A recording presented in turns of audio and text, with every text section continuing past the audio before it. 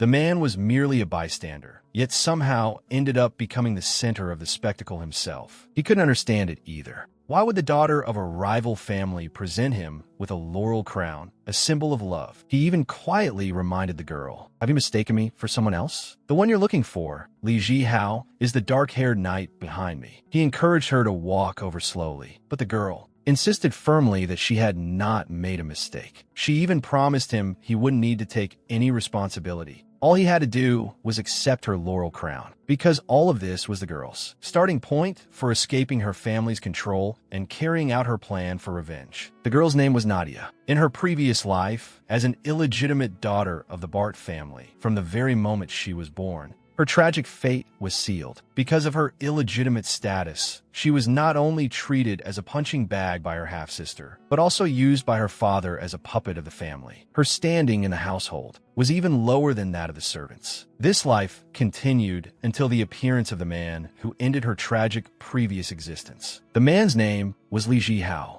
He was a foreigner summoned by the kingdom during its unification. As a mercenary, he demonstrated extraordinary ability. The family recognized Li Jihao's potential and sought to win him over. And Nadia, as the Bart family's asset, naturally became the most ideal means of drawing Li Jihao in. And so the two were naturally united in marriage. In that moment, a flicker of hope reignited on the girl's face, which had been as expressionless as still water. But not long after the wedding, that tiny glimmer of hope was shattered by the very family members she had once trusted so deeply. At a ball, she was set up by her sister and forced to end up alone with a strange man. When the girl came to, she found herself in full view of everyone. For the sake of the family's reputation and Lord Li Jihao's honor, the girl was thrown into prison. In her cell, the girl clenched her fists in fury and demanded to know from her sister Karen why she and their father had conspired to frame her. Her sister laughed at her naivety in response. A scandal this enormous, one that had shaken the entire nobility. Did she really think it could have been pulled off by just her and their father alone? If Li Jihao hadn't turned a blind eye, they wouldn't have dared to set her up. Her sister even told her spitefully, "The Li Jihao of today is not the man he once was. To dissolve the marriage with you." This plan might very well have been Lord Li Jihao's own idea. The woman felt as though she had been hollowed out. Her eyes went blank as she murmured, "If he wanted to dissolve the marriage, he could have just told me directly. I would have agreed without a word of protest." Seeing that her sister's heart and mind had already been torn to pieces, the sister clapped her hands, ready to carry out the final step of this cruel plan. That face full of smiles,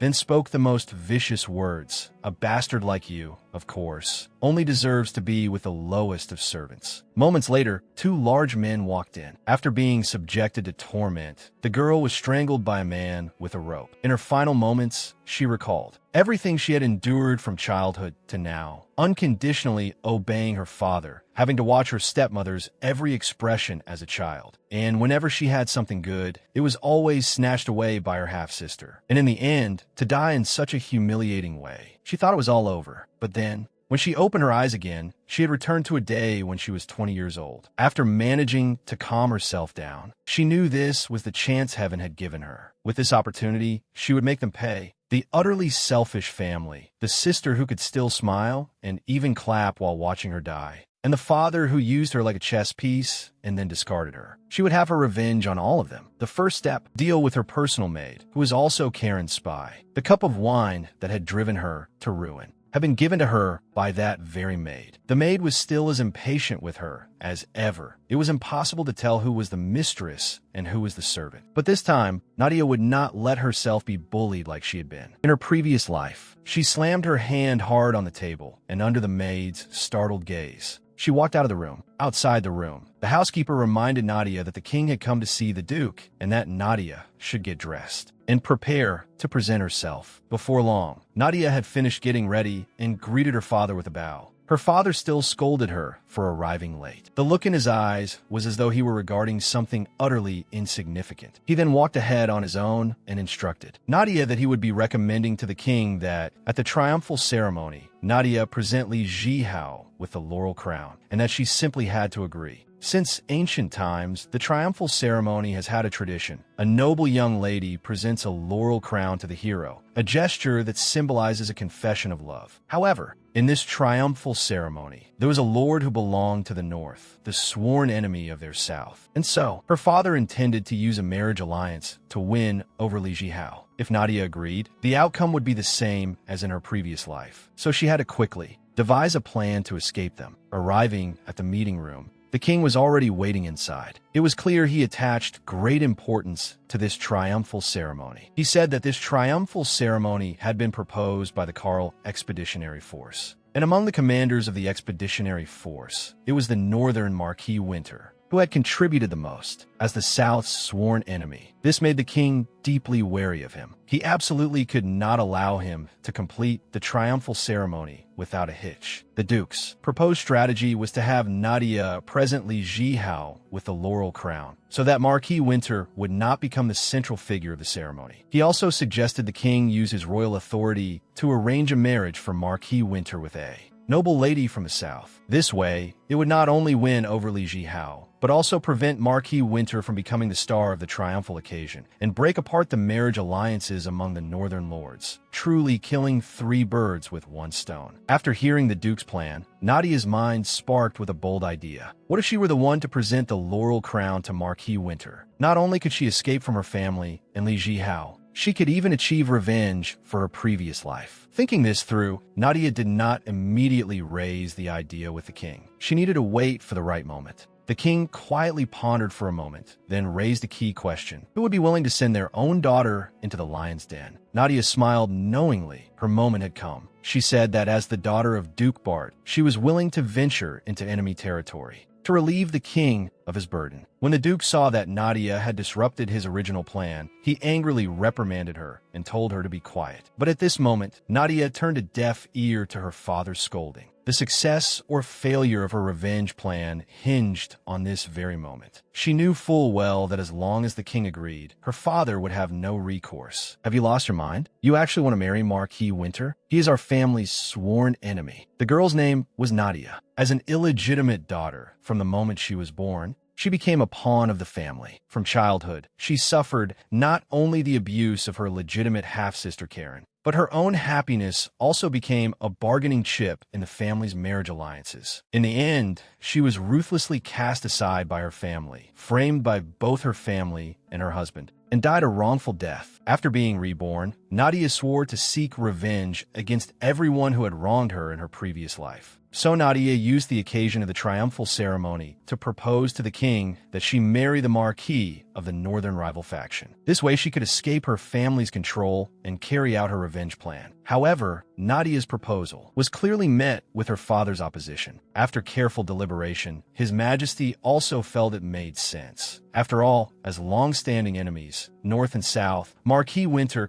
could not possibly marry a woman from a Southern family. Still, His Majesty asked the girl about it. Since it was she who had raised the request, she must surely have a foolproof plan. Nadia replied that the plan was simple. Just have her present the laurel crown to Marquis Winter. At the triumphal ceremony, a laurel crown was equivalent to a token of love. The Duke, upon hearing this, silently cursed her foolishness. Do you think he will simply accept your laurel crown? Nadia calmly replied that to date, there had never been a precedent of anyone refusing a laurel crown at a triumphal ceremony, and Marquis Winter could not possibly refuse, because this triumphal ceremony had been proposed by Marquis Winter himself. As the central figure of the ceremony, he would have no choice but to accept the girl's laurel crown. If he refused, the weight of public opinion would fall squarely on him. Though he was revered as a hero by all, if he rejected the girl's laurel crown, it would deal a devastating blow to his reputation. So, he would certainly accept the crown first and then figure out how to deal with the fallout. After that, all His Majesty needed to do was apply pressure. After all, the moment he accepted the crown, he could no longer remain uninvolved. His Majesty listened and marveled. Truly a despicable scheme, Yet the logic behind it was remarkably airtight. But after all, it involved sending a daughter into enemy territory, so the Duke's opinion still needed to be sought. The Duke, however, broke into a satisfied smile and agreed, telling His Majesty he would have his daughter present the crown. He hadn't expected this pawn of his to come up with such a scheme. Back home, Talion looked at her sister, who was acting strangely, and said, "Have you gone mad? Do you know who Marquis Winter is? How dare you stir up this kind of trouble?" The Duke, seeing his daughter acting foolishly, worried that Nadia might back out. He cut her off directly and stared her in the face, demanding to know why Nadia had such an idea. He had already arranged for her to present the laurel crown to Li Jihao. How dare she defy his orders? Faced with her father's interrogation, Nadia broke into a cold sweat from nerves. After all, even though His Majesty had already given his approval, if she couldn't convince the man before her, the plan still couldn't be carried out. After composing herself, Nadia summoned her courage and pushed back. "I have no wish to marry a foreigner of unknown origins. Even if I am illegitimate, I still carry the blood of the Bart family." The Duke retorted, questioning Nadia, "Is that your reason? For the sake of that insignificant pride of yours?"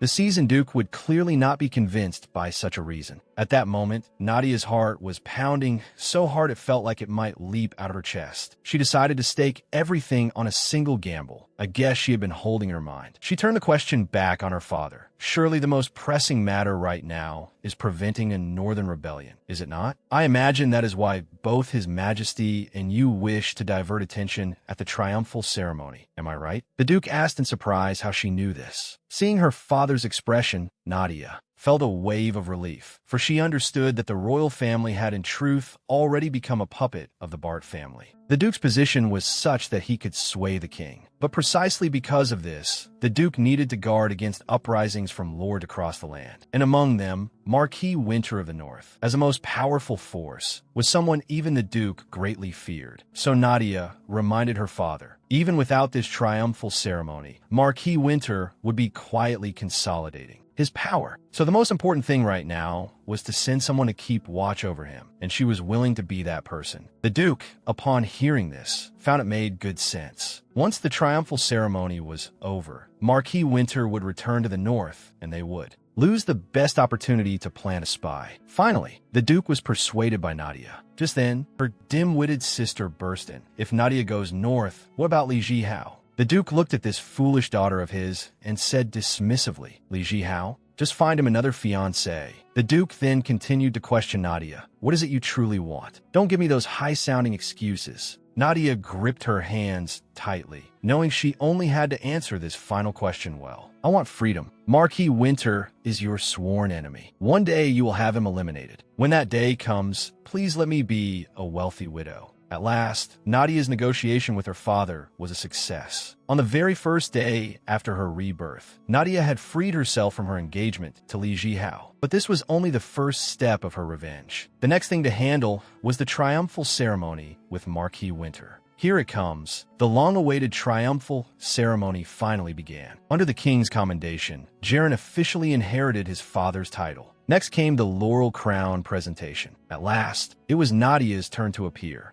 Jaren looked at the laurel crown in the girl's hands and instantly understood why they had so readily agreed to hold the triumphal ceremony. It was nothing more than a ploy to muddy the waters. Seen in that light, the intended recipient of this laurel crown should have been Li Jihao, but his goal had already been achieved. He might as well think about how to bring up the matter of getting more funding from His Majesty. Unexpectedly, when he looked up, the girl was standing quietly right in front of him. Seeing the dazed look on her face, she was probably nervous because of the crowd. So Jaren quietly reminded the girl, "Are you too nervous and mistaking me for someone else? Li Jihao is the dark-haired knight behind me. You can walk over slowly now. Everyone will just take it as a small mix-up." But to his surprise, Nadia stared at him with wide eyes and said firmly that she had not made a mistake. This completely baffled Jaren. He asked Nadia what she meant by this. Unexpectedly, Nadia said that she had admired him for a very long time and that she believed Jaren was the man she could entrust her life to. Upon hearing this, Jaren's expression immediately darkened. "You know the relationship between our two families. You should be well aware of what it means for you to present me with a laurel crown." "Of course I know. I am confessing my feelings to you." The crowd below erupted in cheers. Seeing this, the king joined in the excitement, urging Jaren to accept quickly. Jaren knew full well this was a trap. He would not fall for it so easily. He used the excuse that the crown was too precious to deflect. Nadia watched Jaren's reaction and sighed inwardly. As expected, he wouldn't accept it so readily. Fortunately, she still had her trump card. If you are hesitating because of my compromised status, you need only accept my crown. You don't have to take any responsibility for me. At that moment, the crowd below began to stir, egging him on to accept Miss Nadia's affection. Jaren looked at the crowd below, this bunch of people who loved nothing more than a good spectacle, and felt the weight of public opinion pressing down on him. But the triumphal ceremony had already come this far. He couldn't bring it to ruin with his own hands. Reluctantly, he snatched up the laurel crown, dropped the words "we'll talk about this later," and left without looking back. Watching Jaren's retreating figure, Nadia let out a long, slow breath of relief. In that moment, she finally felt certain she could change the future. That evening, after the royal banquet ended, the Duke couldn't help but praise Nadia for her performance today. Just as they were about to leave, a man called out to them. It was none other than Li Jihao. Over this triumphal ceremony, the Duke had originally promised to have the laurel crown presented to him, but now he had watched helplessly as his own fiancée became engaged to someone else. The Duke could only brush him off with other excuses and promised to find him a better match. Unexpectedly, Li Jihao flew into a rage and demanded the Duke give him an explanation. Being lectured like this by a foreigner, the Duke was clearly furious as well. He sternly rebuked Li Jihao. "Things have come to this. What exactly do you want?" After dressing down Li Jihao, he then said darkly that he would compensate him, clearly a remark loaded with hidden meaning. With no other choice, Li Jihao had no choice but to agree. As they boarded the carriage, Nadia glanced back for a moment and suddenly froze. She noticed that Li Jihao's expression had turned dark and grim. This was something she had never seen in her previous life. But so what?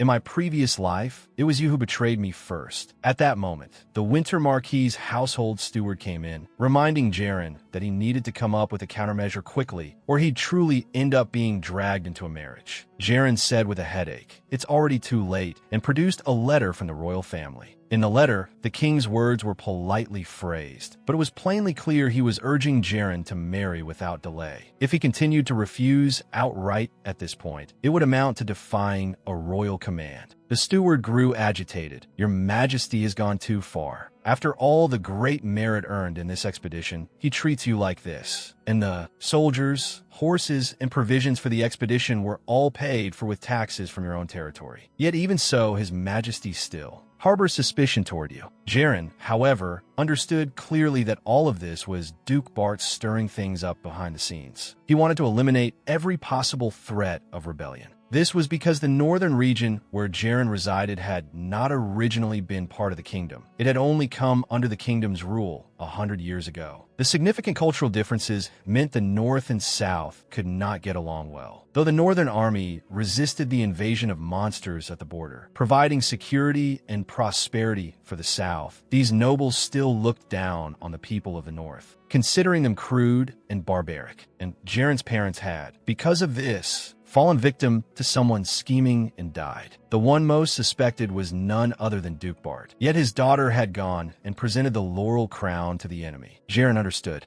that her doing so was nothing more than an attempt to disrupt the northern marriage alliances and plant a spy within his camp. At that point, the vice commander reminded Jaren to keep a close eye on Li Jihao, because he had noticed that at the moment Nadia presented the laurel crown, Li Jihao's face had shown a look of great alarm. Hearing the vice commander's account, Jaren became even more certain that the original intended recipient of this laurel crown was Li Jihao. For now, though, he still had to follow His Majesty's wishes. Otherwise, he would be giving others a legitimate reason to attack him. Hearing that their lord was truly going to take Nadia as his wife, the vice commander grew worried. But Jaren looked utterly unconcerned. When all is said and done, she's nothing more than a pampered duke's daughter. Alone and without allies in the north, what could she possibly do? Faced with the cold treatment of the servants, whether she can even last a week is a question. And when she runs back to her family on her own, His Majesty and the Duke can hardly blame it on me. At the engagement ceremony, the man looked at his naively sweet wife-to-be with undisguised disdain. Looking at her innocent and carefree demeanor, Jaren felt nothing but irritation. He asked Nadia what exactly she was scheming. "I'm thinking about you, of course. Jaren, you look so handsome today." Jaren frowned. "Our relationship isn't close enough for us to be using pet names with each other, so please address me as Marquis Winter." Nadia nodded. "All right, Jaren." Nadia had no intention of indulging him. She was going all in on playing the guileless, insufferable sweetheart. Sure enough, Jaren angrily swatted the girl's hand away. He then turned to leave, not forgetting to warn her viciously, "Just wait until you get to the north. Let's see if you'll still be smiling then. We'll wait and see." The girl who had been cast aside stood rooted to the spot, listening to the guests whisper and point at her. It seemed he was so ashamed he couldn't even lift his head, listening to the crowd mock him. Yet none of it affected Nadia in the slightest. He finally got that off his chest. "Good riddance, you wretched Marquis." Keeping up the act of a naive, cheerful sweetheart all day was utterly exhausting. After smiling and laughing the whole day, Nadia felt sore all over. So she stepped out onto the balcony to get some fresh air, and it was at that very moment that her former fiancé, Li Jihao, had sought her out. Li Jihao looked somewhat heartbroken. The words he spoke left Nadia completely baffled. "Do you hate the idea of marrying me that much? That you would rather bear the name of someone shallow and lowly by marrying into dying than marry me? Do you despise me that much?" Nadia said she had no idea what he was talking about. "The Duke has already told me everything.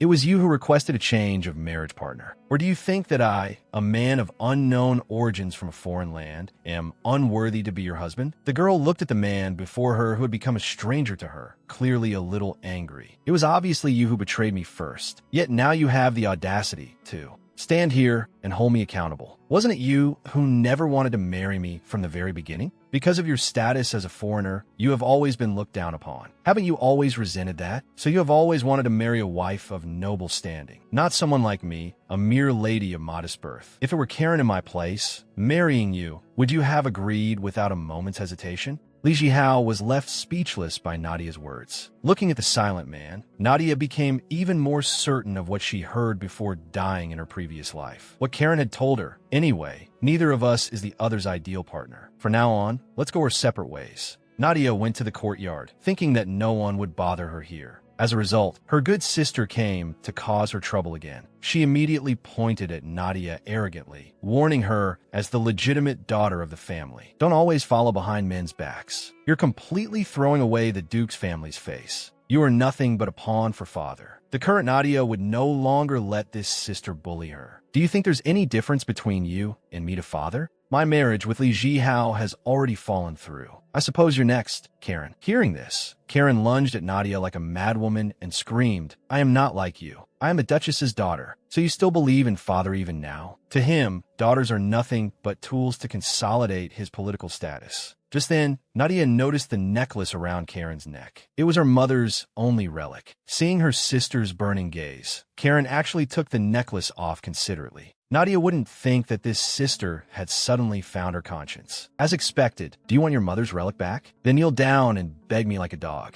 In order to get her mother's relic back, the girl was actually asked to kneel and bark like a dog to her half-sister. If she didn't comply, the necklace would be thrown into the river by her. She even said she had plenty of such cheap goods. "It doesn't matter if I throw one away." Unexpectedly, while she wasn't paying attention, Nadia pushed her hard into the river. After swallowing a bellyful of water, Karen just floated up and roared at Nadia like a maniac. "What are you doing? I will never let you go in this lifetime." Nadia stood on the bank, looking down at the sister who had always bullied her, and said indifferently, "What can you do? Anyway, even if I begged you, you wouldn't return the necklace to me. It's more practical to just snatch it." Because in her previous life, she obediently knelt down according to her sister's demands. But in the end, she still lost her mother's relic forever. So after being reborn, she figured it out. Even if she was obedient, that her sister wouldn't treat her as family. Besides, your hatred for me is completely unreasonable. So I plan to create some reasons for you to hate me. Karen looked at this sister who now felt like a stranger to her,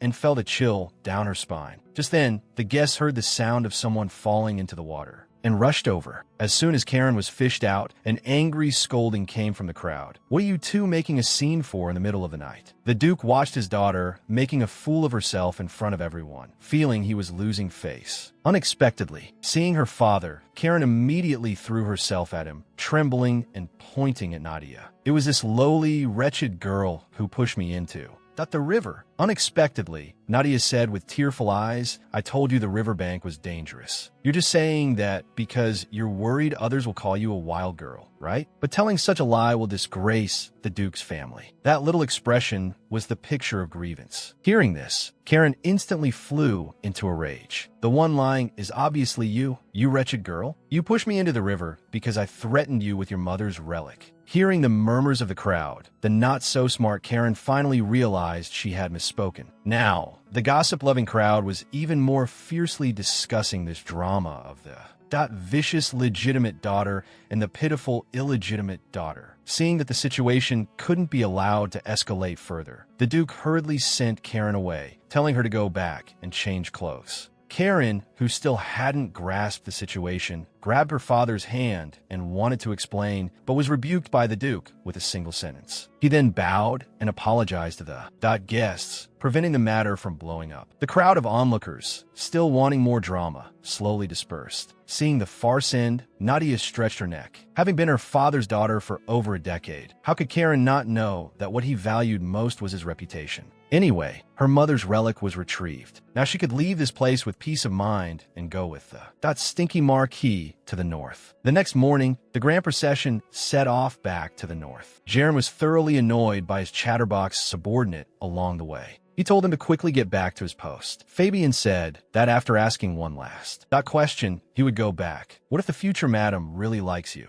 Jaren was quite angered by this gossipy subordinate. He fiercely told him, "If you keep gossiping like this, you can walk back to the territory on foot." How could such a threat shake a gossipy heart? He pressed on, saying that the future madam's performance at the triumphal ceremony didn't look like acting at all. Jaren earnestly reminded Fabian, "Absolutely do not be deceived by that woman's appearance. She is a daughter of the Duke Bart family. Who knows when she might stab us in the back? As her guard, you need to keep an extra eye out." He then urged him to go back. Just as Fabian returned, Nadia popped out of the carriage, saying the journey was too boring, so she had been waiting for him. This startled Fabian, who hastily explained that he had just left for a moment due to some matters. "So that's how it is. I heard you on my temporary guard. What is your name?" Fabian scratched his head in embarrassment and told Nadia his name. Seeing his restrained manner, Nadia asked, "Does my identity make you uncomfortable?" "I can understand. After all, the enmity between our two families is known to everyone. But my love for the Marquis is genuine." At this moment, Jaren's recent words suddenly echoed in Fabian's ears. But looking at Nadia's delicate and moving appearance, those words instantly blurred. He hurriedly stated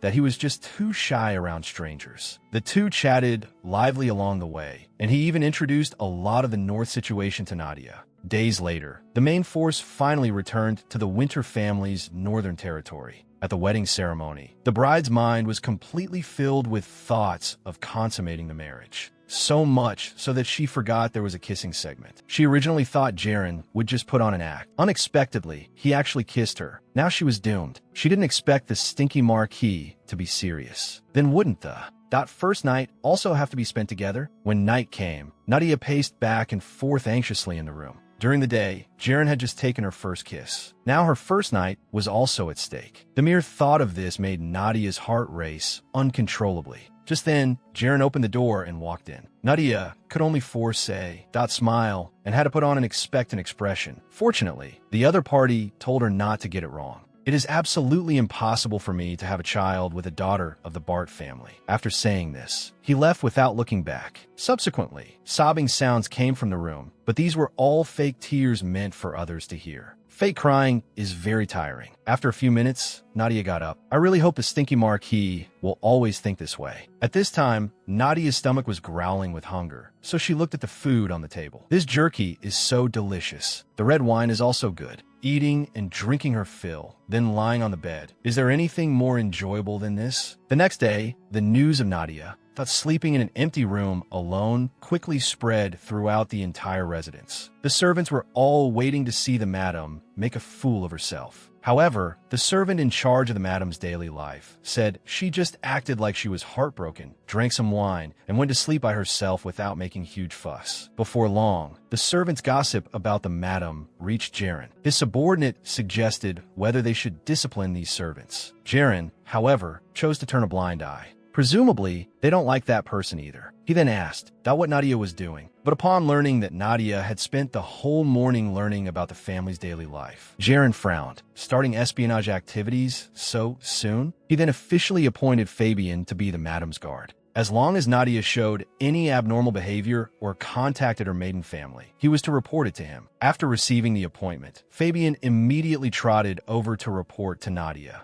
Seeing the madam pause for a moment, Fabian thought she had figured out he was sent by the Marquis to spy on her. Unexpectedly, the next second, Nadia's eyes lit up, and she exclaimed how much Jaren cared about her, feeling extremely happy. Seeing the madam so happy, Fabian, standing aside, thought about how he was here to spy on her and his conscience. That ached slightly. He hurriedly said he would go guard the door. Nadia asked the steward to bring the territory's ledger. After reading it, Nadia was completely dumbfounded. Why is there so much debt? The steward hurriedly explained that because the northern land was barren and tourism wasn't developed, the natural income was low. Although there were state subsidies, the expenses for this expedition were entirely borne by the territory itself, which was why they couldn't make ends meet. Nadia understood. This expedition was forced upon the Marquis by her father. Although she had already formulated a money-making plan before coming, she didn't expect the Marquis's family to be in so much debt. At her wit's end, the steward proposed the idea of using her dowry to offset the debt. Nadia instantly understood. So the reason they handed over the family seal and warehouse keys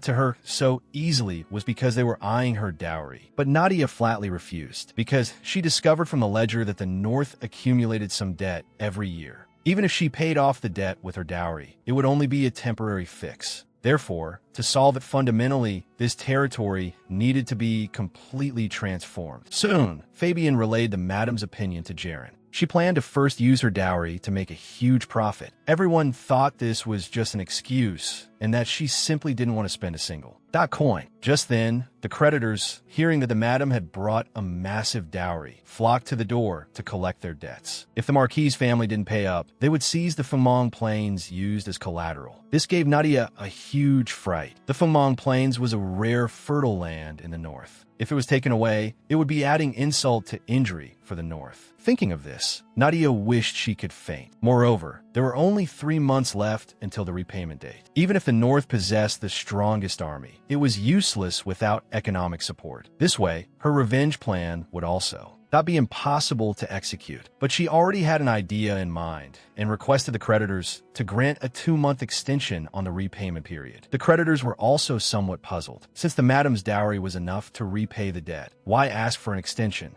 Because that is my capital for doing business. Wasn't the Winter family in a mutually beneficial, symbiotic relationship with the northern merchants? So she hoped to use the Winter family's connections to get them to help her out more. Most of the creditors, out of respect for the Winter family's connections, agreed to Nadia's request one after another. But the fat man leading them used an excuse to reject Nadia. He thought that a spoiled young lady like Nadia couldn't possibly know how to do business. While these fools were extending the repayment period, he would have the chance to take away the best piece of land. After everyone left, Nadia instructed the steward to invite all the merchants who had just agreed to extend the repayment to the residence, because only those who mutually trusted each other were qualified to know what benefits trusting the Winter family would bring. Seriously, Stinky Marquis, how could you owe so much money? Fortunately, you married a smart and capable wife. From now on, just leave the family's financial power to me. That afternoon, Nadia invited all the merchants on good terms with the family to the residence and stated that she wanted to use Thornherb to start a herbal tea business. Hearing this, the merchants showed troubled expressions, because herbal tea was a commoner's drink and couldn't possibly bring in much profit. Nadia, however, insisted on doing this business and asked the merchants to buy up all the herbs on the market. She was even willing to use her dowry to pay the expenses. Hearing this, the merchants turned to look at the steward. This won't do. You should persuade the madam. However, looking at the steward's appearance, it seemed he had already given up struggling. Seeing the merchants still hesitating, Nadia seriously told everyone, I didn't ask you to come this time to discuss this matter. but to hire you to help me purchase, and I will pay a handsome commission." They exchanged glances and reluctantly agreed to Nadia's request. What they didn't know was that herbal tea was just a front. Nadia's true purpose was to buy up all the herbs on the market. 2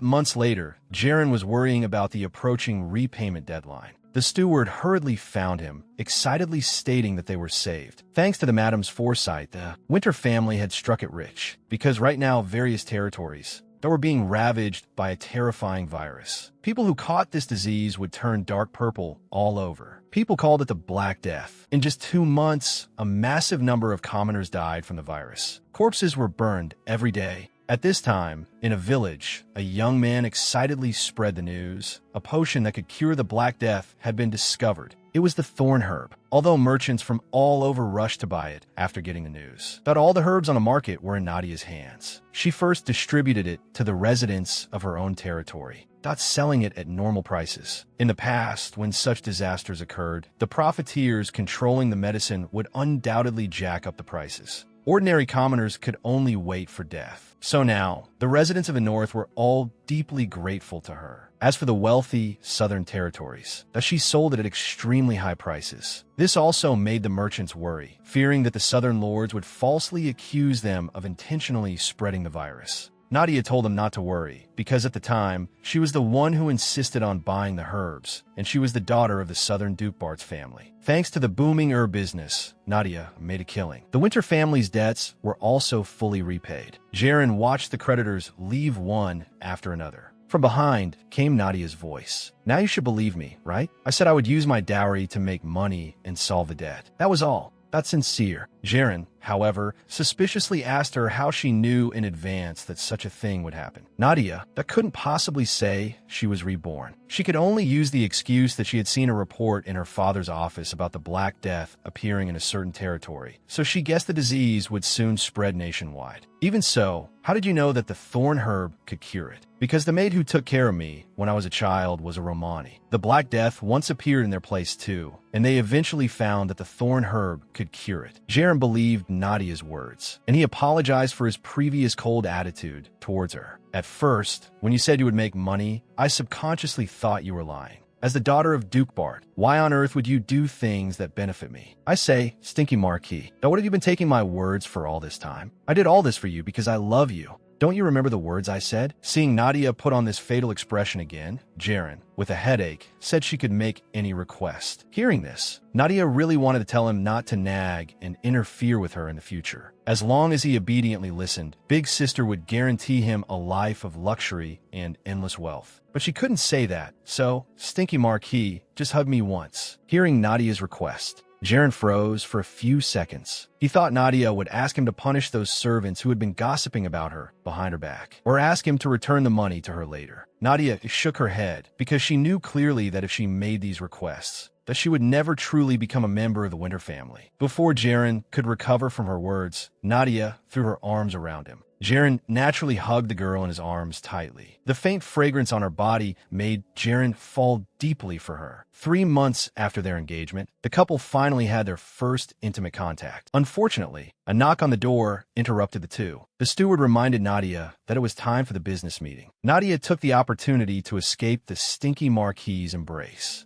At the business meeting, the merchants marveled that the accounting method taught by Nadia was not simply too useful. Nadia, however, humbly waved her hand, saying that these were all taught to her by a friend. This person was Li Jihao. As a transmigrator, he not only taught Nadia a lot of advanced knowledge, but most importantly, he instilled in Nadia the concepts of gender equality. And he suggested that Nadia apply this knowledge to the work she truly liked to showcase her abilities. Although Li Jihao ultimately abandoned her, she had to admit that after her rebirth, when Nadia was formulating her revenge plan, this knowledge provided her with significant help. Meanwhile, at the Duke's mansion, Duke Bart flew into a rage because Nadia had solved the North's debt crisis. He had clearly instructed Nadia that her dowry must be used on a business that couldn't possibly make a profit. Herbal tea itself was indeed not impossible to make money from. Unexpectedly, the spread of the Black Death allowed her to make a huge fortune from it. However, this should just be an accident, and it only temporarily alleviated the North's economic crisis.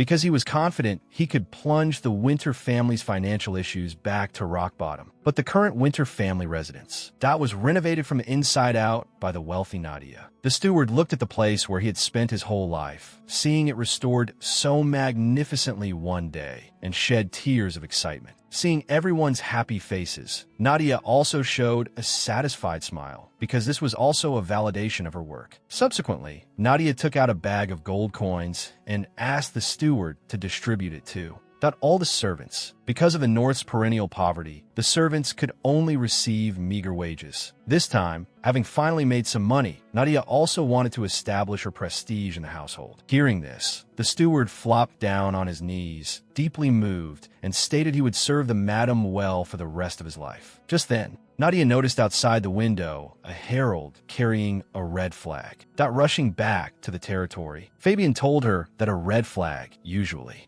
that meant an emergency had occurred. So that's how it is. But Fabian, since it's an emergency, you don't seem nervous at all. Fabian rubbed his head and said, an emergency happening at this time is most likely Count Artai launching a territorial war. Count Artai's territory was situated between the north and the south, belonging to a lawless zone. Nadia stared closely at the whispering duo. Seeing their calm expressions, she guessed that territorial. That wars like this probably happened every year. I really regret marrying here. It's cold, poor, and lacks resources. Not only do we have to defend against beast hordes, but even the neighbor is a madman. Nadia found Jaren. Obviously, he already knew about the territorial war. He stated lightly that such things happen often and he would be back shortly. Her husband was going to the battlefield. How could this not make her worry? Fabian, that told the madam not to worry. The Winter family's army was the strongest in the entire kingdom. And the strongest among them is our Lord. Those garbage Artaeans are no match for us at all. After hearing Fabian's flattery, Jaren told him to shut up immediately. But at least it gave Nadia a little confidence. Since the Winter family always wins battles, why hasn't the territory increased at all? That's because we can't breach their city. The Artaeans always, right when they're about to lose, quickly hide inside Barlin City. Barlin City has another nickname called the Iron Turtle. It is a fortress that is easy to defend and hard to attack. As long as they don't come out, we have absolutely no way to deal with them and can only withdraw our troops. Nadia remembered that Barlin City was located on a mountain range rich in iron ore. And not far from it, there was a dragon's lair. Normally, even if a lord discovered a dragon's lair, they wouldn't dare to rush in rashly. But Nadia knew that the owner of that dragon's lair was already dead. This also meant that the countless gold, silver, and treasures inside the dragon's lair had become ownerless. This was a once-in-a-lifetime opportunity. She couldn't just stand by and do nothing. At this time, the adjutant found Jaren, reminding him that the army was ready and could set out. Jaren stood up and looked at Nadia. He said he would be right back, being able to make a territorial war. That sound as easy as a village brawl. I really married an extraordinary man. However, Nadia still looked at Jaren with a worried face. You must stay safe and return peacefully. The adjutant watched the way they parted just now, feeling that the couple's relationship was much better than he had imagined. He also understood. After all, with such a beautiful and delicate woman whispering sweet nothings to you, it would be strange not to be moved. But he still had to remind Jaren not to truly like and trust her, because she is a daughter of the Bart family. Don't worry, I only owe her a favor, so it's not good to give her the cold shoulder. I haven't truly trusted her. The strongest men in the North's territorial. That war was forcefully turned into a village defense battle by him. But even so, the battle situation still fell into a dilemma because the Artai army retreated back to Barlin City. This is an easy to defend and hard to attack Iron Turtle City. Just as Jaren and the adjutant were discussing whether to retreat, a commotion broke out outside the camp. Jaren went out to check the situation. We saw the person who came. He paused. It was actually his wife, Nadia. Nadia slowly took off her cloak. Long time no see. Jaren, I missed you. Why are you here? This is a military camp. Besides, didn't we just part ways this morning? Nadia didn't care about any of that. It's so good to see you safe and sound. A helpless Jaren could only let her enter the camp first. Nadia leisurely took a sip of red wine. She came here by signing a military pledge. This gave Jaren a fright because I thought of a way to capture Barlin City, but I was afraid you wouldn't believe me, so I had to resort to this bad plan. Jaren, with a headache, asked Nadia, do you understand what a military pledge that means to the army? During wartime, those who confuse our army with lies must apologize with death. I know this very well. Just as Jaren was about to say something, the adjutant interrupted him and signaled Nadia not to speak her mind, because he also wanted to know what kind of idea this spy from the Bart family would give them. Nadia confidently came to the map. She pointed out that they should first use the main force to feign an attack on the west gate, and then use a small unit to dig a tunnel in the north. When the tunnel is dug below the castle, they would place gunpowder and oil inside for a blast. This way, with the collapse of the tunnel, the city wall will also collapse. This way, the Artai people will become sitting ducks. Jaren, however, stated that they had also thought of this method before, but there's a lot of granite beneath Barlin City. Soldiers simply cannot excavate this tunnel. At this time, Nadia said that this is not a problem at all, because she had previously seen Barlin City's weakness in her father's office. The underground on the north side is fragile rock. Jaren thought of how the Artai people had been harassing them since their ancestors' generation. If what Nadia said was true, it could indeed permanently solve this problem. The adjutant also stated that if the information came from the Duke, it indeed had a high degree of credibility. But isn't Madame also a member of the Bart family? Why would she help her family's enemy like this? Jaren interrupted the adjutant, stating that this was a scheme proposed with Nadia's life as a guarantee. So he chose to believe his wife. As expected, only hubby believes me. Jaren is the best. What did she just call me? Hubby? But what I meant was, before Jaren could finish, Nadia grabbed his hand. Just like I urged before, you must stay safe. The next day, the adjutant stared in astonishment at the distance. The wall that had troubled them for generations collapsed. The moment the city wall collapsed, it meant someone was going to be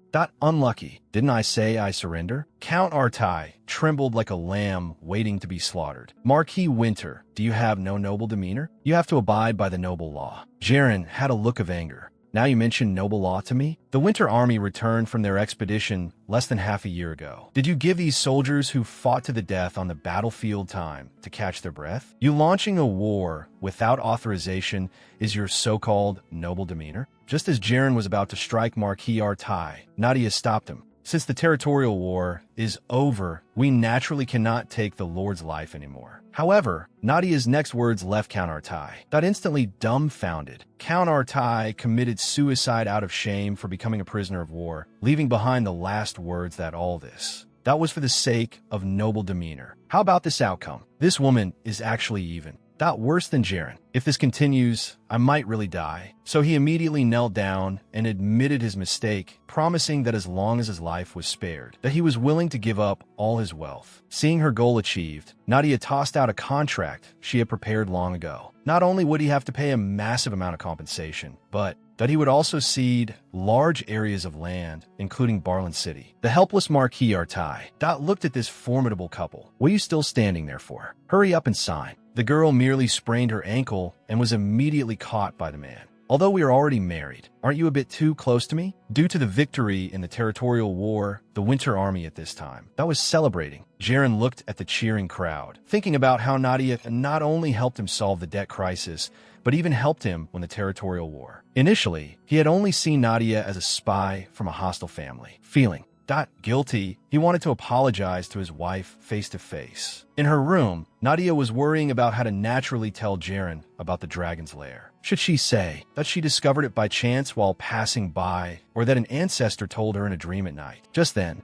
a knock on the door sounded. The visitor was none other than Jaren. He stated that Nadia was the great contributor this time, and asked if she should show her face in front of the soldiers. He then extended his hand to escort Nadia over. This took Nadia by surprise. Why is this man so proactive today? Has the iron tree blossomed? In the corridor, Jaren asked if Nadia wasn't resting. I originally wanted to rest, but thinking about the newly acquired territory, I couldn't sleep. I have to think carefully about how to use it. Nadia was still envisioning her future plans when her foot suddenly sprained. Jaren smoothly caught his wife in his arms. Nadia hurriedly explained that seeing Jaren return safely, that she felt relieved for a moment and became careless. Jaren didn't listen to Nadia's explanation and leaned in for a kiss. Nadia nervously told Jaren to let her go. Afterwards, the Marquis actually obediently released her. At this moment, Nadia's little heart was pounding wildly. Today's Jaren gave her a strange feeling, and the atmosphere between the two was also different from before. As soon as the two entered the banquet hall, they saw a mess. When everyone saw Nadia's arrival, they stood up one after another to greet her. Nadia could only politely respond to the drunken crowd one by one. The reason she that hadn't come to attend was because she was afraid of encountering the situation. Jaren looked at the awkward Nadia and hurriedly that explained to her, hoping she would be understanding. Just then, Adjutant Giska came in front of the two. With a thud, he knelt down before Nadia and stated that he had been insubordinate before,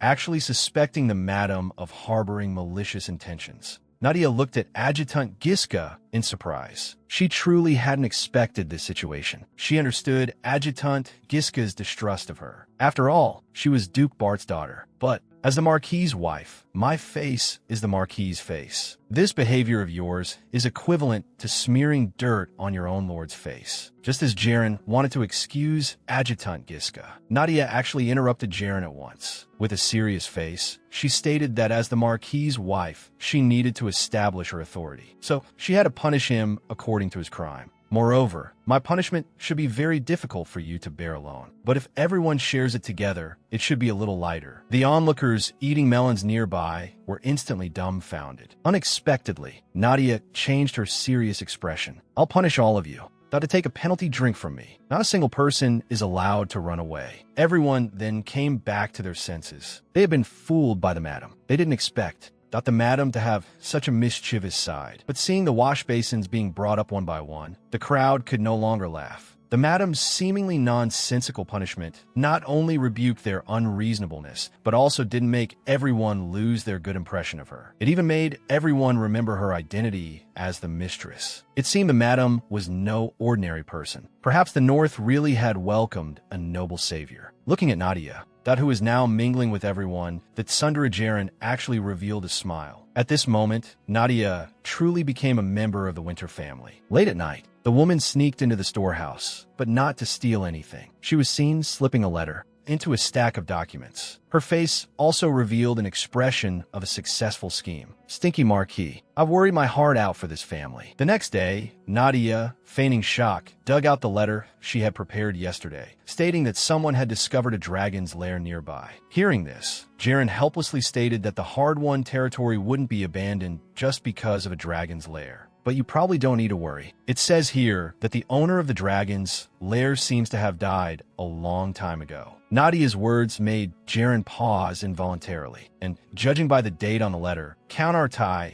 hasn't started excavating yet. That means the gold, silver, and treasures in the dragon's lair are all ours. Jaren couldn't help but wonder why all the good things recently were happening to him. Of course, as long as you obediently listen to your big sister, your blessings are yet to come. However, Jaren still noticed an anomaly. The handwriting on this letter was crooked like crawling earthworms. How could his wife recognize it? Nadia suddenly remembered that to prevent Jaren from recognizing her handwriting, she deliberately wrote it with her left hand. She figured no one but herself could read it. She quickly explained that her father's handwriting was bad, and she got used to it since childhood, so she could read it. She then urged Jaren to send an exploration team to confirm it. Jaren felt this explanation was too fake, but he didn't delve into it. He turned his head and ordered his subordinates to send an exploration team to confirm the dragon's lair. Afterward, Jaren led everyone to inspect this newly acquired territory, unable to help but sigh. Such fertile land actually belonged to him now. But his subordinates reminded him that although this land was very fertile, due to a labor shortage, most of the farmland had been left idle for several years. The previous Marquis Artai rented the land to farmers and exacted exorbitant taxes from them, which led the farmers to flee one after another. Jaren looked at the vast land. Even if he moved the Winter families, farmers over, there would definitely still be a shortage of manpower. At this time, Adjutant Giska proposed capturing the residents who had previously fled and bringing them back. Nadia opposed this suggestion. After all, such heavy-handed methods would affect the Marquis family's reputation. She proposed that they could take in nomads to come and farm. But those nomads would likely be unwilling to settle here. Even if they publicly announced a reduction in taxes, Marquis Artai had already ruined the territory's reputation. Jaren looked at Nadia's confident expression. Could it be that she had thought of Got another solution? So he opened his mouth to ask his wife, "Madam, do you have any good ideas?" Nadia looked at him in surprise. What was this situation? The cold man had changed his nature? He actually took the initiative to ask for someone else's opinion. So she smiled and said, "If you can lend me your sword for a few days, I should be able to solve this problem." The origin of this sword was no small matter. It was the Lord's sword passed down from generation to generation by the head of the Winter family. However, since this request was made by his wife, Jaren still obediently took off his sword and handed it to Fabian behind him. This sword is very heavy. You won't be able to lift it with your thin arms and legs. So if you need anything, just instruct Fabian. Nadia hurriedly retorted, "I'm not as weak as you think. But last time, I felt you were much lighter than I imagined." Nadia immediately thought of the time she sprained her ankle and Jaren held her. This Thunder guy really had become different. A few days later, the story of Peter and the 10 gold bars spread throughout the entire kingdom. One day, a new lord arrived in the Artai territory and hung a notice at the city gate. As long as someone could pull out the Lord's sword, that they would be rewarded with 10 gold bars. Although everyone wanted to get the gold bars, no one dared to pull it, because everyone thought this was a test from the newly arrived Lord for everyone. Until one day, a boy named Peter volunteered to pull out the Lord's sword. Unexpectedly, he pulled out the sword very easily. After hearing the news that Peter had pulled out the sword, that the Lord's adjutant found him, the residents also began to worry for Peter. Unexpectedly, the Lord actually kept his promise and really rewarded Peter with 10 gold bars. After getting the gold bars, Peter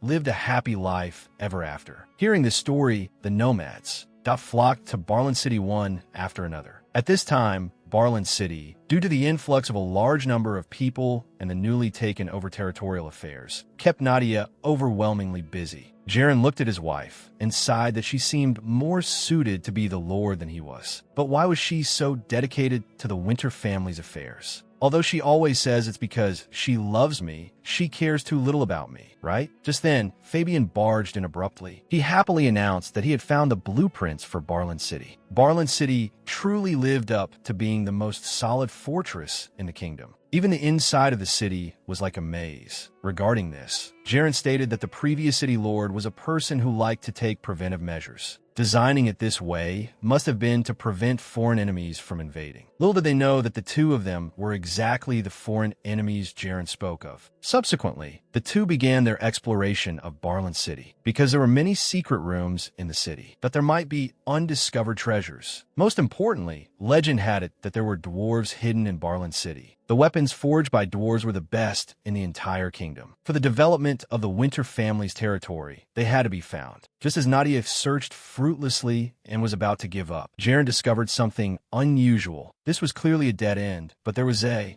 crack on the wall, and there were signs of wear and tear around it. There really was a secret room behind this wall. The group went down the stairs. The bloodstains on the wall startled Nadia. Reaching the bottom of the secret room, a huge blacksmith shop unexpectedly appeared. Swords and armor lining the walls were displayed here like merchandise. Nadia casually picked up a small knife and found that its craftsmanship far exceeded ordinary weapons. Seeing this, Jaren snatched the small knife away and reminded Nadia to be careful as the weapons might be poisoned. Just then, Fabian ran over and said in a panic, that strange sounds were coming from the room next door. The sound sounded like someone was about to die. Jaren told Fabian to go in with him to check the situation and instructed Nadia to step back a bit. Then, he kicked the door open with one foot. A row of prison cells appeared before Jaren's eyes, and from the cells, there were continuous cries for mercy. As expected, those locked up inside were all dwarves. Nadia was shocked by the scene before her. Every single one of them was bound by iron chains. They were clearly exploited by Marquis Artai previously. Fabian was just about to ask what to do next when Jaren stated that he would handle it. He then walked up to the dwarves and raised a sword high. Nadia thought he was going to kill the dwarves.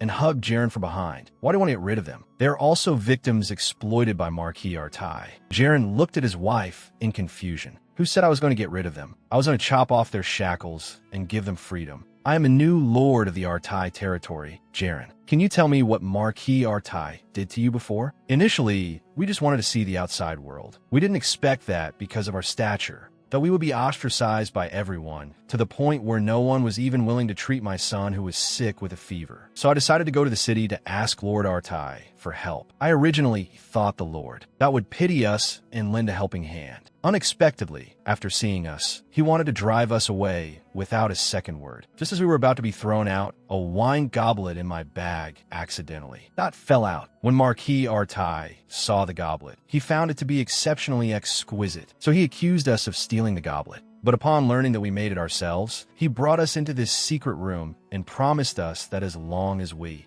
made things for him, he would help treat my son. After my child recovered, we requested to leave from the Lord. Unexpectedly, after seeing our manufacturing skills, Marquis Artai not only didn't let us go, but also locked us up here. Hearing this, Jaren stated that he would give them financial compensation and provide medical treatment. The dwarf uncle hurriedly thanked him after hearing this and stated that as long as the Lord promised to treat them and let them return to where they originally lived, they would be extremely grateful. Hearing the dwarf uncle's story, Nadia thought of herself in her past life, unwelcome everywhere, giving her all only to receive betrayal in return. So she stepped forward to persuade them. If you just go back like this, what a pity it would be. The world you have seen is only a very small part. Follow me from now on. In the Winter family, I promise to take you to see the broader world outside. I can also guarantee that you will never be kidnapped or imprisoned again. In addition, you will be paid an ample salary and given holidays so you can enjoy yourselves in the territory to your heart's content. Seeing his wife so insistent, Jaren also stepped forward and guaranteed them in his capacity as the new lord. Seeing the couple's insistence, the dwarves exchanged opinions and agreed to Nadia's request. With the dwarves' help, Nadia instructed them, and they quickly produced a new type of plate armor. Fabian said excitedly, "This armor simply cannot be pierced by ordinary weapons." Nadia smiled and said, "This armor was just an idea I had before. Now that we have hired the dwarves and discovered iron, or this idea has been realized. The defensive power of this plate armor far exceeded ordinary chainmail. Because this technology was designed by Li Jihao, she merely experienced all this ahead of time. No matter what with this armor, the army's defense could be greatly improved. And it's also for this goal that I've worked so hard until now." Jaren looked at his wife before him. She truly has an unpredictable woman's mind. The girl has to say, "I love you" to her husband every day. Not only is she beautiful and kind-hearted, but she also knows how to make money. She could even help her husband capture territory because she knew that the civil war between the North and the South would soon break out, and everything she did was to take revenge on her father and sister who killed her in the previous life. Meanwhile, in the royal capital, Duke Bart, upon hearing the news that Jaren had occupied Barlin City, was furious. His subordinate told him that Jaren had successfully captured it through underground explosions. This made Duke Bart wonder how Jaren knew about the secret of Barlin Cities terrain. Moreover, ever since Nadia married him, he seemed to have turned on a cheat code. So he asked his subordinate if Nadia had brought any news from the north. Seeing the Duke in a fit of rage, the subordinate hastily reported the good news from Li Jihao's side. Lord Jihao had become a dragon slayer. Although Li Jihao's performance satisfied the Duke, he still planned to write a letter to Nadia to remind her of her identity as a spy. Meanwhile, in the north, the Winter Army returned in triumph after winning the territorial war. The people cheered joyfully upon seeing their lord, because the victory in the war brought a large amount of supplies to the barren northern territory. A little boy in the crowd drooled when he saw the colorful fruits on the carriage. The people here could barely satisfy their basic needs for food and clothing, let alone point fraîche fruits. Seeing this, Nadia stepped down from the carriage, picked up an apple, and walked up to the little boy. She smiled and said that she could only give him one today, but before long, everyone would be able to eat fruits regularly. The little boy looked excitedly at the apple in his hand. This was his first time eating one. Seeing this, Jaren decided to rest in this village for a while and distributed the supplies to the villagers. Nadia found Jaren, originally intending to discuss matters after returning to the city. However, the moment he saw Nadia, oh no, it was the feeling of his heart skipping a beat. He completely didn't listen to what Nadia was discussing with him. He only had one thought in his mind. Why didn't I realize she was so beautiful before? It's over. The iron tree has blossomed. Seeing that Jaren ignored her and just stared blankly at her, Nadia quickly approached and pulled him out of his reverie. Jaren could only use the excuse of not sleeping well last night. Nadia came to discuss with him what position she should take when returning to the city. Jaren said that of course the married couple should lead the way into the city, but Nadia wanted to keep a low profile because she didn't want to attract her father's attention and make him think she was a double agent. Actually, you don't have to go this far. Although Duke Bart and I are political enemies, he is still your father. I won't put you in a difficult position, nor will I drag you into the struggle between us. Hearing this, Nadia hastily retorted that if one day she had to choose between the two sides, she would choose Jaren without hesitation, because she liked Jaren the most. Her love brain was acting up again, but this time it made Jaren blush all the way to the tips of his ears. He turned his head, thinking, are all Southern girls this expressive with their love? This is too bold. Thus, he agreed to Nadia's request and told her to quickly get on the carriage to set off. What's going on? Was he just shy? To think that this aloof and tsundere guy also had such a cute side. Hey Nadia, what about your love brain? And Jaren, you tsundere man, can you two stop playing this you run, I chase you can't escape game? Your home is about to be stolen. Meanwhile, in the Lord's mansion, Jaren's aunt, Madame Gray, found the butler, Gordon, and wanted him to hand over the mistress's seal. Gordon awkwardly stated that the current mistress of the Winter family was Nadia. Madame Gray sneered and asked Gordon, is the mistress you speak of currently in the mansion? Tell me, if the mistress leaves her post without permission, who should be in charge of managing the household? That woman just happened to disappear when Jaren was away. Don't you think it's too much of a coincidence? Maybe she has already run away. Don't forget, she is Duke Bart's daughter. Hearing this, Gordon had no choice but to helplessly tell Madame Gray the news that Nadia was with Jaren.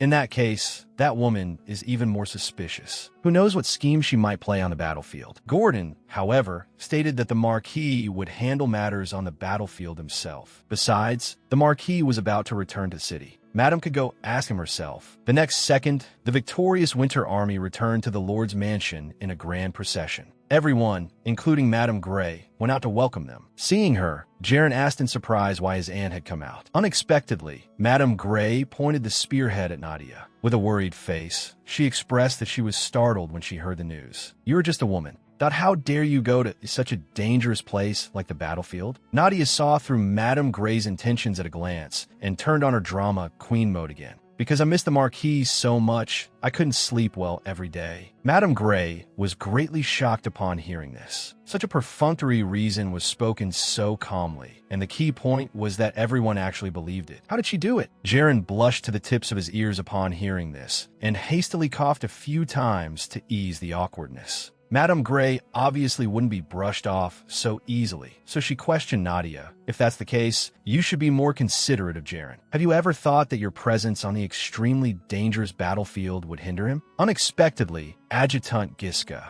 stood out. Seeing this, Madame Gray felt a surge of joy, thinking that a loyal subject like Adjutant Giska must also be very dissatisfied with Nadia. However, to her surprise, Adjutant Giska told Madame Gray to watch her words and asked her to be more polite to the madam. Other soldiers also chimed in to speak up for Nadia, and Jaren actually pulled Nadia into his arms, stating, although you are an elder, Nadia is now the mistress of the Winter family. This is the most basic rule. Leaving behind a sentence that they were tired from the long journey and needed rest, he put his arm around Nadia and entered the Lord's mansion. At this moment, Madame Gray was trembling with anger. She couldn't believe that in just a few short months, everyone in the Winter family was actually speaking up for this Southern lady. If this continued, she would completely lose her dominant position. Once that woman held the power of the family and gave birth to an heir, by then, not only her own status, but even her son's position would be shaken. She absolutely could not just sit by and watch. Returning to her room, Nadia threw herself onto the bed, sign that compared to running around on the battlefield, pretending to be a love brain, was clearly the more exhausting. But recalling Jaren's performance just now, she didn't expect him to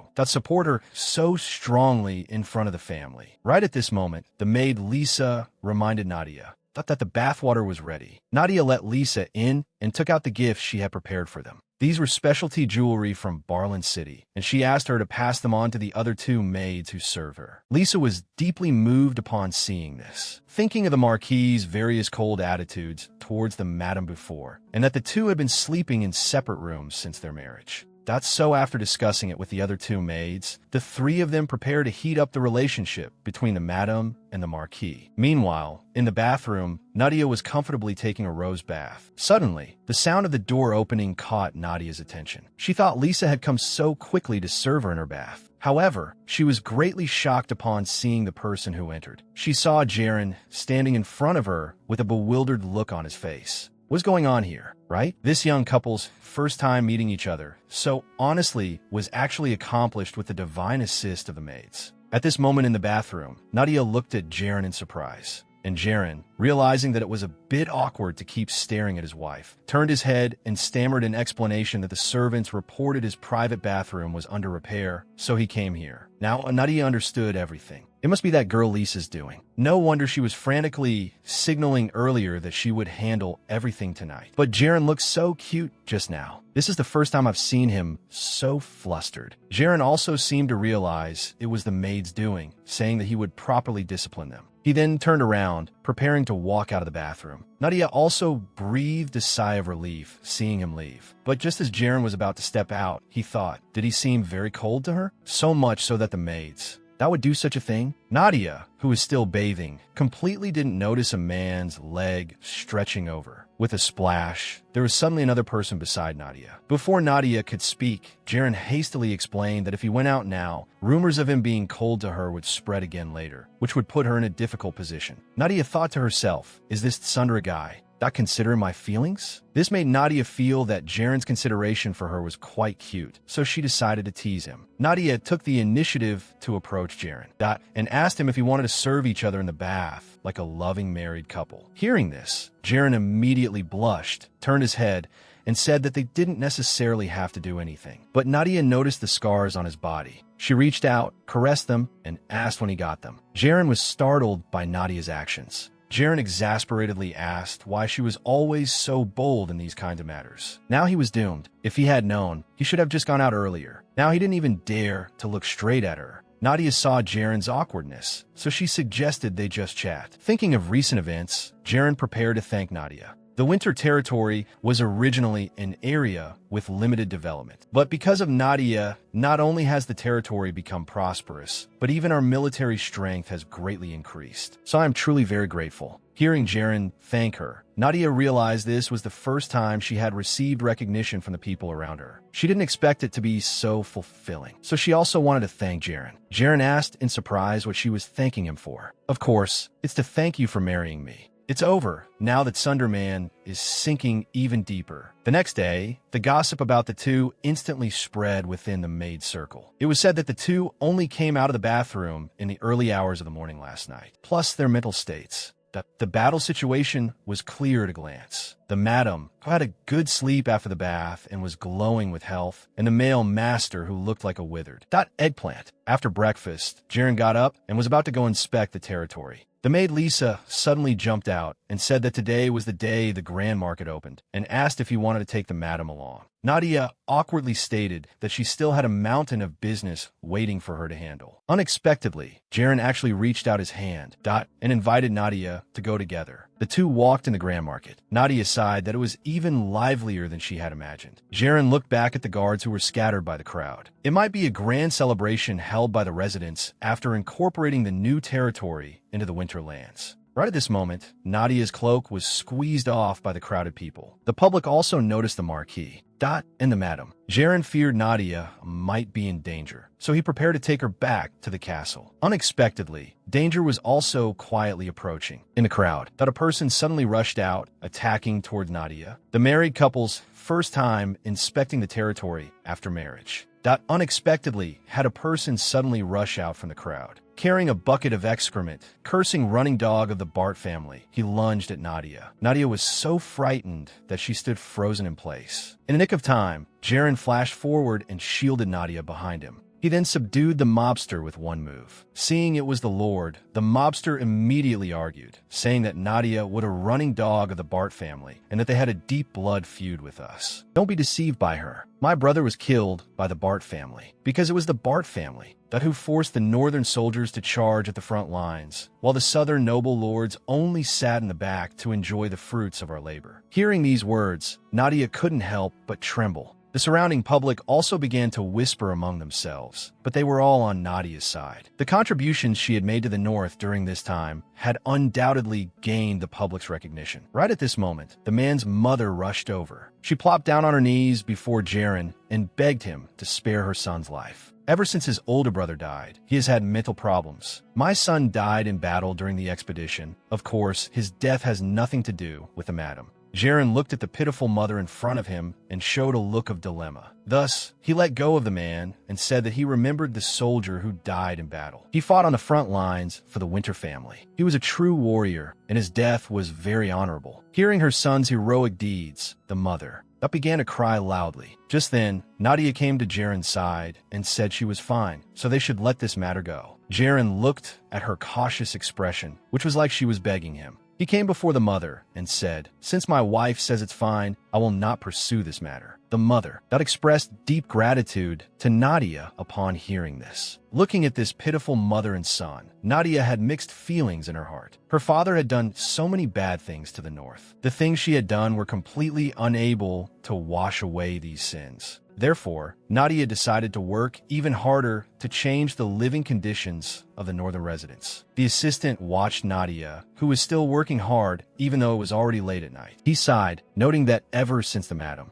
returned, she seemed to be working even more desperately. The next day, Jaren was at the training ground, recalling yesterday's encounter. During the expedition, it was indeed because Duke Bart made him lead the vanguard. Thought that they suffered heavy casualties. But Duke Bart's deeds went far beyond these, because he was also the enemy who harmed his parents. But these things were all done by her father. Moreover, Nadia had done so much for the North. Without her, there would be no prosperous winter territory today. But even so, it couldn't erase the fact that she was a member of the Bart family. This was also the point that conflicted Jaren the most. Right at this moment, the soldiers also successively arrived at the training ground. Upon seeing Jaren, the soldiers teased him, saying that he had been inseparable from the madam recently. Perhaps because they were newlyweds, he rarely came to the training ground. But when Jaren turned around, he looked like a withered eggplant. This made the soldiers suspect if the madam was taking good care of him. Thus, they began to quietly gossip about the relationship progress between the Lord and the madam.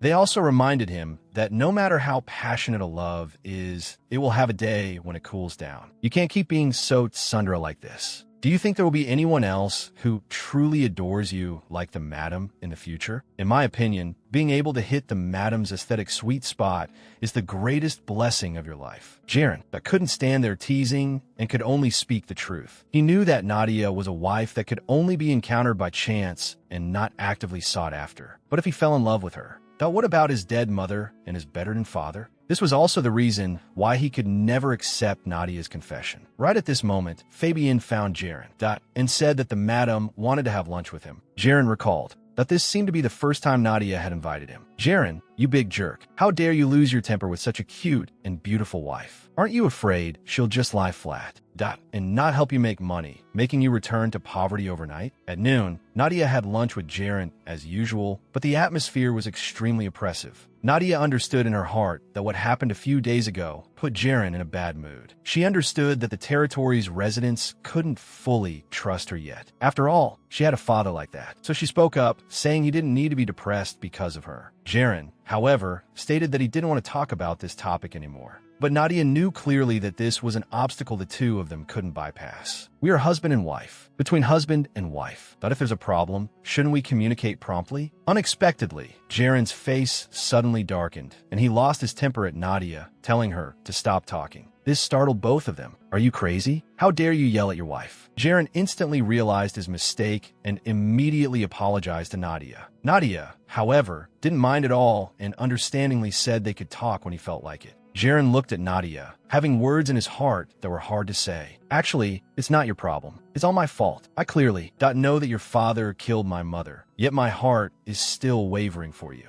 After lunch, Fabian caught up with Nadia, who was preparing to return to her room, and told her about the accident that happened to Jaren's parents. Nadia was shocked upon hearing this. She had been in the North for so long, yet Jaren had never told her about his parents. She only knew that Jaren's parents were in a carriage crash which led to the death of Jaren's mother, and his father was severely injured and had yet to regain consciousness. And her own father was undoubtedly the biggest suspect in that accident. Fabian told Nadia that the Lord was currently very troubled. He also didn't know whether he should fall in love with his enemy's daughter. And the incident in the village was just the fuse. So none of this was the madam's fault. It turned out Jaren had been troubled by this matter all along. Although her father had done many wicked things, thus she knew that the murder of Jaren's parents was truly not done by her father, because she had heard her father personally say at the time that he disdained such a clumsy scheme. If he were to do it, he would not leave any survivors. Moreover, Jaren's methods were much stronger than his father's. If his father died, Jaren would succeed him. Under his management, the Winter family would become even stronger. Why would he want to bring this time forward? Besides, she heard that the previous Marquis's body was slowly becoming stiff. This didn't seem like the sequelae of an accident at all. The mastermind behind this matter must be within the Winter family, and that must be someone who could freely enter and exit Jaren's father's bedroom. Now, only she knew the truth, so she had to find the murderer. But if she said it herself, it would completely lack persuasiveness. Just then, a maid brought a letter, a family letter from Duke Bart's mansion. Hearing that it was actually a letter from her father, Nadia,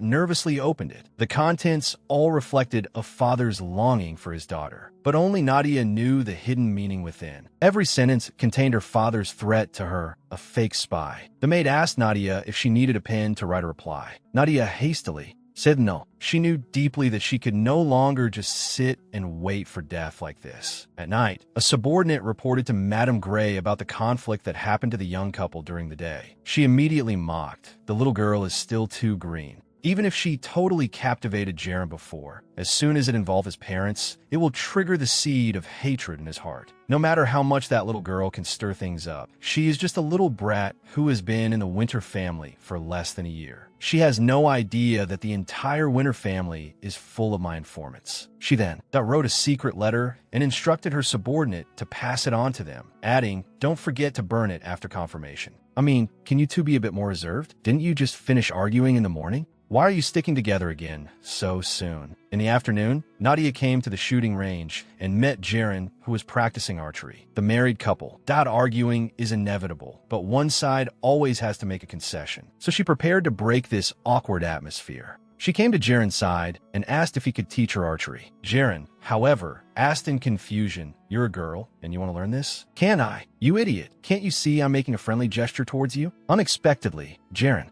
didn't say anything and just turned and left. Seeing this situation, Nadia's disappointed expression was beyond words. Unexpectedly, after a short while, Jaren brought a beginner's bow, an arrow, and walked back. But even with a beginner's bow, Nadia had to use all her strength to barely pull it. Seeing this, Jaren stepped forward and supported Nadia, ready to teach her hand in hand. "If you're going to teach, just teach. Why are you getting so close?" Who would have thought that a guy with thick eyebrows and big eyes like Jaren could be such a flirt? At this moment, Nadia was extremely nervous. She only came to ease their relationship, not expecting to get herself involved in this. So she let go. The arrow accurately hit the ground below the target. Unexpectedly, Jaren seriously stated that he would arrange another time to help her practice. After this incident, Jaren also understood Nadia's intentions, so he prepared to apologize to her for what happened in the morning. Unexpectedly, Nadia nervously stated that she didn't mind it at all anymore. But even so, Jaren still blushed and said, "Thank you for coming to find me." At night, a maid sneaked into the garden.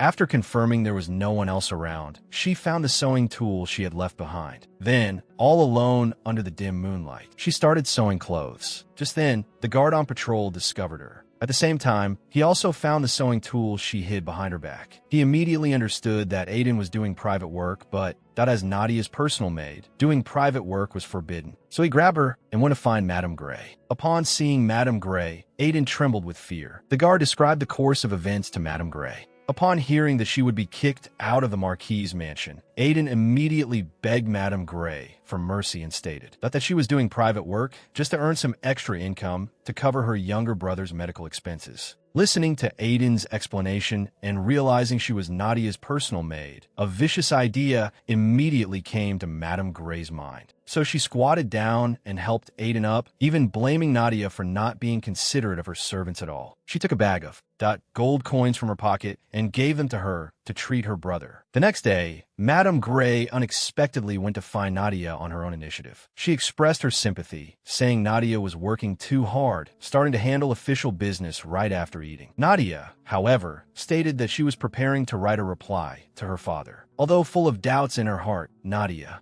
still warmly invited Madame Gray to take a seat. As soon as she sat down, Madame Gray put on an act, apologizing to Nadia with an embarrassed face. She said it was this old woman who was too foolish, always treating her as a spy of the Bart family, but only woke up to the truth after seeing her contributions to the Winter family. She even squeezed out a few tears. Unexpectedly, Nadia was deeply moved after hearing this, and stated that Jaren's aunt is her aunt, and told her not to be so formal with her in the future. To think someone dared to put on an act in front of Nadia. Isn't this like showing off one's proficiency with an axe before Luban, or selling nutcakes at the entrance of bank? Madame Gray was left completely bewildered, so she immediately changed the subject and asked if Nadia had met the former Marquis, because as the former Marquis's health continued to deteriorate, it would be best to visit him before any bad news arrived. Nadia thought about how, when she first arrived at the Marquis's mansion, the family's resistance towards her meant she had no chance to visit him. But as everyone's trust increased, she promised to visit him when she had time. Seeing her goal achieved, Madame Gray got up and prepared to leave. Nadia exchanged some pleasantries and asked Aiden to see Madame Gray out. Nadia smiled as she watched Madame Gray leave. The drama of two women with 100 hidden agendas came to an end, but Nadia knew in her heart that the real show had just begun. At this moment, Nadia was worrying about one thing. Although Madame Gray's visit was clearly ill-intentioned, she learned from her that the former Marquis's days were numbered. She had been married into the Marquis's mansion for half a year, yet she had never met her father-in-law. She was truly an unqualified daughter-in-law. Moreover, she had a vague feeling that this matter was not as simple as it seemed on the surface. Perhaps she could take this opportunity to find the culprit who harmed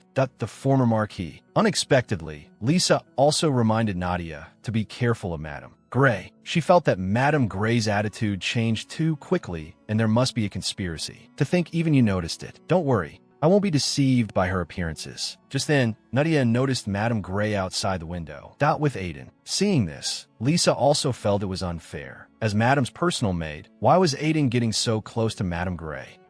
Nadia, however, didn't say a word, just sipped her tea thoughtfully. In the afternoon, accompanied by the butler Gordon, Nadia came to the former Marquis's room. Nadia was deeply shocked by the scene before her. She didn't expect her father-in-law to become so emaciated. Rumor had it that the former Marquis, like Jaren, was a truly indomitable man. Although the comatose former Marquis couldn't hear a thing, Gordon still talked about what had happened over the past few months. Looking at this master and servant, Nadia felt extremely sad. And Jaren came to pay his respects every day. How heartbroken he must be each time. Although she had used deception to become the mistress of the Winter family, she would definitely do her utmost to make the Winter family the most powerful and prosperous territory in the country. Before leaving here, after the visit ended, the butler Gordon didn't forget to lock the heavy doors. The security work here was done very thoroughly. Even the windows were sealed. Therefore, the only person who could harm the former Marquis under these conditions was that person. At this moment, Nadia knew in her heart that her plan to find the mastermind behind the scenes was already half complete. Just then,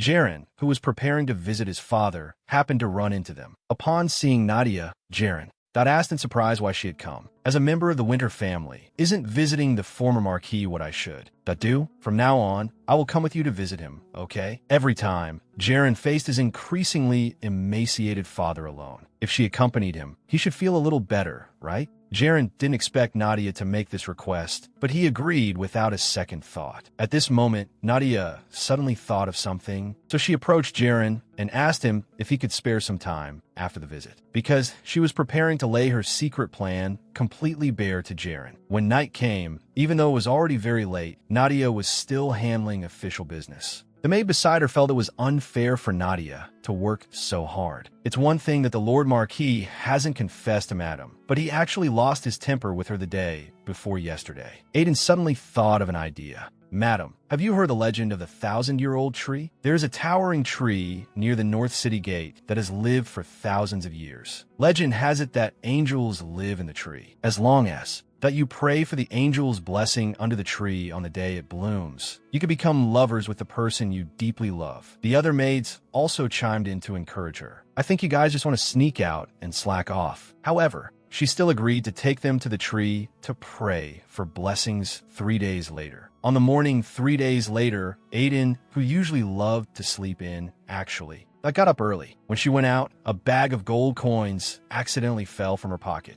Lisa, who was nearby, abruptly got up and asked Aiden where she got so much money. Aiden, however, didn't answer. She ran out of the room without looking back. Lisa immediately sensed that this matter was not simple. In her heart, she hesitated whether to tell Madame. To truly love someone is to wish for the happiness of the one you love, even if you won't be together. In the evening, Nadia arrived at the 1,000-year-old tree accompanied by the maids. Looking at the two incredibly excited people, Nadia couldn't understand their mood. Not at the moment. But the moment she saw the 1,000-year-old tree, Nadia was deeply shocked by the beautiful scenery before her. Lisa encouraged Nadia from the side to quickly make a wish, saying the angel of love would definitely descend upon Madame and the Marquis. At this moment, Nadia subconsciously thought, if only Jaren were here with me. But why did she think of Jaren in the first place? She didn't know since when her feelings for Jaren had changed. Beside her, Lisa had already started praying for the relationship between Nadia and Jaren. Looking at Lisa, Nadia couldn't help but feel guilty. Everyone in the Marquis' mansion unconditionally thought of her well-being, but in the end, I would still leave this place. And all she could do was pray for Jaren's love, hoping that he would one day find the love of his life here and live happily with this new mistress. Although that guy was very wooden and not good at expressing his feelings, he was actually a very gentle person. But for some reason, at the thought of Jaren falling in love with another woman, Nadia's heart ached as if twisted by a knife. After the prayer ended, Lisa pleaded, saying it was rare for her to sneak out and she wanted to play a little longer before going back. If you want to look around, stay a bit longer. But the increasingly chilly weather made Nadia involuntarily tighten her clothes. Aiden noticed this and offered to escort Madame back herself. Jelly. The way they went back seemed to be the opposite direction, but Lisa didn't think much of it. Along the way, Nadia chatted with Aiden, off and on. Just then, a loud shout suddenly stopped the two of them. A dense crowd of fully equipped soldiers suddenly appeared before Nadia's eyes. Before Nadia could speak, the leading captain revealed his identity and asked Madame where she was going. I'm going back to my room. Is there a problem? Unexpectedly, Madame Gray suddenly rushed out from the crowd and accused Nadia of lying. Did you think I didn't know you wanted to sneak out of the city in the middle of the night? She then took out a letter. Look at this. Do you still want to deny it? This is just a reply letter to my father. And the contents of the letter are nothing more than ordinary greetings. I knew you would say that, little girl. We'll see how you defend yourself in a moment. Madame Gray had her subordinate hand over a candlestick. As the letter slowly approached the flame of the candlestick, a line of small text faintly appeared at the bottom of the letter. My mission is complete, I will. Leave on the night of the full moon. Writing on paper with lemon juice. The words will appear as soon as it's roasted over a fire. These are all your southern little tricks. Did you think you could hide it from me? Nadia, however, calmly explained that she had never written these words. Someone is deliberately framing me. Seeing that she still wanted to deny it, Madame Gray turned around and called for the former Marquise. Attending physician, but she didn't expect that the people who arrived included not only the attending physician, but also Jaren and Adjutant Keith. The physician hesitated for a moment before stating the former Marquis's current condition. Ever since Madame visited this morning, the Lord former Marquis has had a persistent high fever. If this continues, his life might be in danger. At this moment, all fingers were pointed at Nadia. But even so, Nadia did not show a trace of panic, as if all of this was proceeding exactly according to her plan.